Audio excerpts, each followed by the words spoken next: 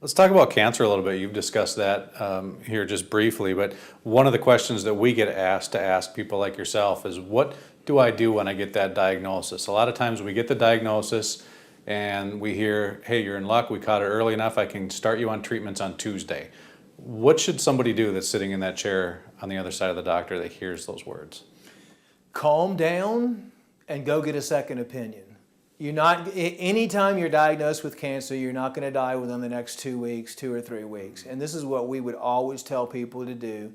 Relax, go get a second opinion. A lot of times, there's false positives on cancer tests. Sometimes they might say you have cancer and you might not even have cancer. In the time it takes for you to go get a second opinion, search for somebody natural or start doing research on natural therapies for cancer. Whether you decide to go that way, there's 3 things you can do.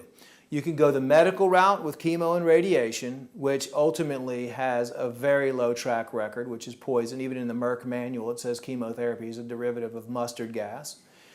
So the cancer is always going to come back, usually with a vengeance after around the 5th year mark, and you're destroying your immune system. So that's option number 1, go the medical route. Option number 2 is go all natural, and it depends on what type of cancer you have, and there's a lot of good information out there that you can pull up nowadays for natural cancer treatments.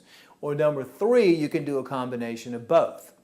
So really what we say is, know that you have 3 options. But if you're going to remodel your house, or if you're going to do any type of work, would you want to rush into that, or would you want to take your time and find the right materials, find the type of doorknobs that you're going to want on your doors? That could take months, just finding everything and putting everything together so you can do it the right way.